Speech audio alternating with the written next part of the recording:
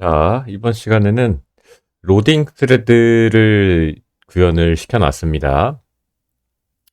앞으로 이제 저희가 무수히 많은 데이터들을 로드를 할 거기 때문에 로드되는 동안에 프로그램이 멈추지 않고 로딩이 되는 그런 화면들을 보여주는 예가 되죠.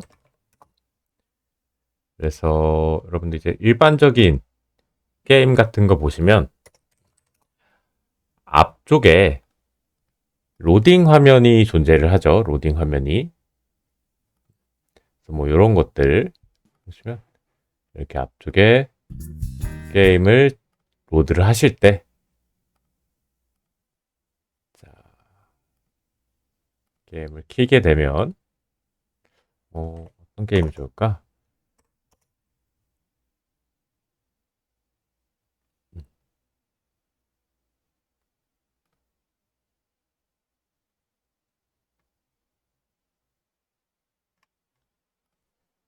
유니티 로딩 화면.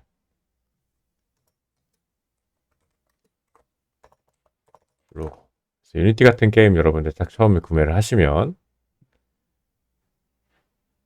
이렇게 앞쪽에 이미지가 살짝씩 뜨면서 보시죠. 이렇게 이미지 뜨면서 이 앞 시간의 데이터들을 로딩을 시킵니다. 보통 일반적인 게임은. 그래서 동적으로 할당된 데이터들이 아니라 일반적으로 우리가 게임에 사용될 모든 리소스들을 전부 로딩을 시켜두고요. 시켜두고 이제 그거를 가져다가 사용을 하게 됩니다. 그래서 매끄럽게 게임이 진행되게끔 하려면 로딩을 결국 메인 스레드에서 아닌 다른 스레드를 하나 둬서 그쪽에서 부수적으로 로딩을 시켜줘야 됩니다. 그래서 기존에 우리가 이제 메인 함수에서 제 기억엔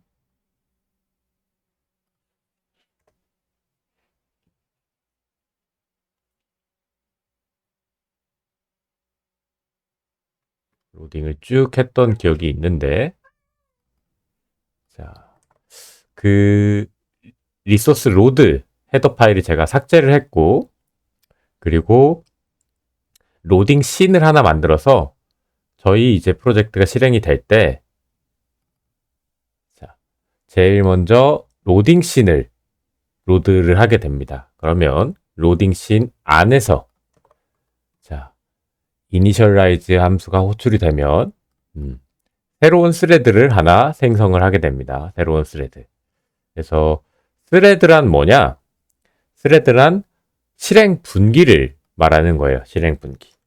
예를 들어서 우리 일반적인 프로그램에서 메인 함수가 계속 이렇게 실행을 하고 있다고 하면 이렇게 반복적으로 while 문틈을 실행하고 있겠죠. 여기서 우리가 새로운 실행 분기를 하나 또 만드는 겁니다. 새로운 스레드. 서브 스레드.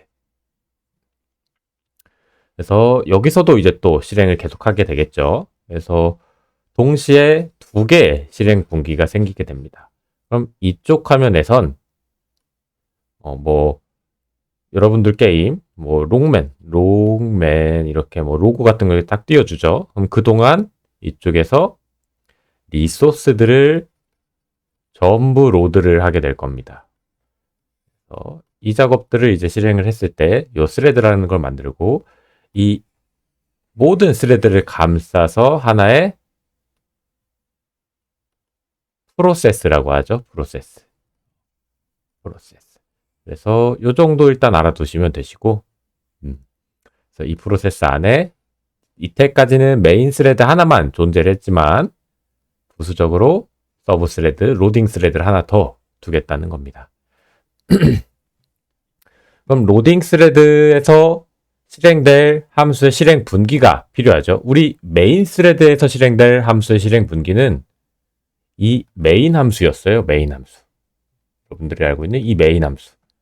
마찬가지로 로딩 스레드에서 실행될 함수의 실행 분기를 함수를 하나 정해 주셔야 됩니다. 그래서 여기 프라이빗 함수로 resource load라는 함수를 제가 하나 넣었고요. 그리고 인자로 보시면 뮤텍스라는 거를 레퍼런스로 받고 있습니다. 뮤텍스.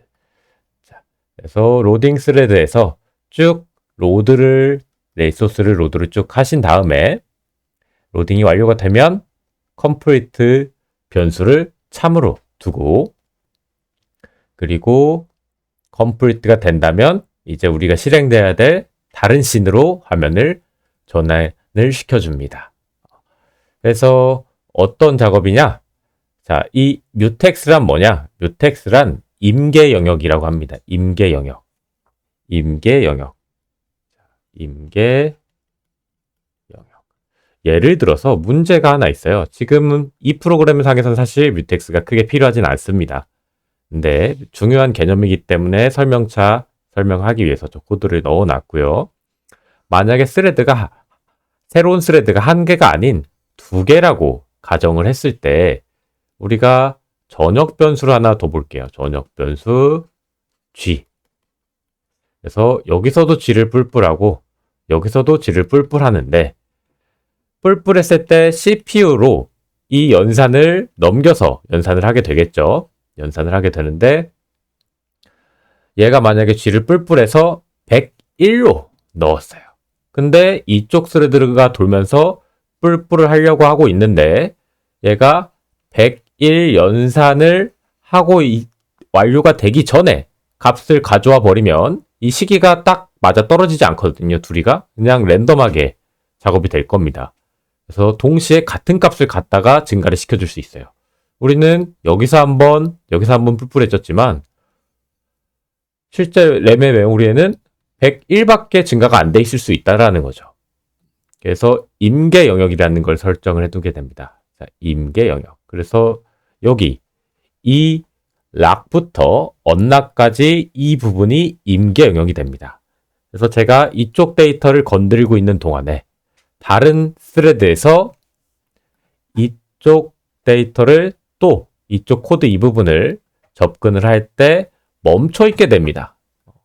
스레드가 두 개가 있다면 내가 지금 여기 작업을 진행을 하고 있어. 그럼 너는 일단 작업을 하지 말고 다른 스레드들은 기다려봐. 요 상태가 되는 거예요. 그래서 근데 우리는 뭐 스레드를 하나만 쓰고 있기 때문에 이게 큰 의미는 없죠. 의미는 없는데 여러 개의 스레드를 쓸 때는 이렇게 임계 영역을 설정해서 스레드 간의 데이터가 중복돼서 연산되거나 또는 뭐 의도치 않게 연산되거나 이런 부분을 막아주는 용도로 사용을 하게 됩니다. 그래서 요 뭐 스레드, 뭐 임계 영역, 뭐 크리티컬 섹션, 뭐 이런 부분들은 나중에 우리가 이제 이 엔진 제작 수업이 끝나고 나서 제가 이제 운영체제 또 요약 수업도 대략적으로 진행을 할 겁니다. 그래서 그때 좀 세부적으로 설명을 해드리도록 하겠습니다. 더 중요한 개념이기 때문에 이렇게 안에 한번 넣어놓은 거고요. 한번 궁금하신 분들은 뮤텍스랑 뭐 세마포어 등등 그런 임계 영역을 설정하는 코드를 한번 찾아보시기 바랍니다. 그리고 나서 스레드를 이제 조인을 시켜주게 되는데 이 친구는 뭐냐? 지금 메인 스레드를 통해서 우리가 새로운 서브 스레드를 만들었습니다. 그래서 이 스레드가 데이터를 로드하고 있는데 스레드가 지금 다 끝났죠? 돌고 있죠. 계속 남아 있습니다. 이 객체가 따로 딜리트를 해주지 않았기 때문에 만약에 제가 종료를 해줘 버리게 되면 어떤 오류가 생기냐?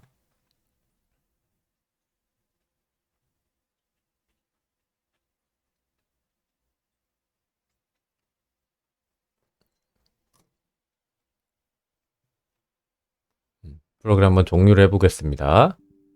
자, 요런 런타임 오류가 발생을 하게 되는데요. 자, 호출 스택을 타고 들어가 보면 호출 스택이 작동 안 하는데 아마 요 딜리트 되는 부분에서 오류가 생겼을 겁니다. 이게 무슨 말이냐? 지금 프로그램이 종료되면 메인 스레드가 반환이 될 겁니다. 종료가 되겠죠? 근데 서브 스레드가 아직 남아있어요. 객체가. 남아있게 돼버려서 너 이 스레드가 남아있고 이 스레드는 사라지니까 얘는 계속 돌 수도 있잖아요. 그래서 이게 이렇게 디버그 에러를 넣어서 abort has been called 아직 불려지고 있다 라고 얘기를 해줍니다. 그래서 스레드를 삭제가 아니라 반환을 시켜주고 삭제를 이루어줘야 됩니다. 그래서 조인은 명령을 하면 뭐냐?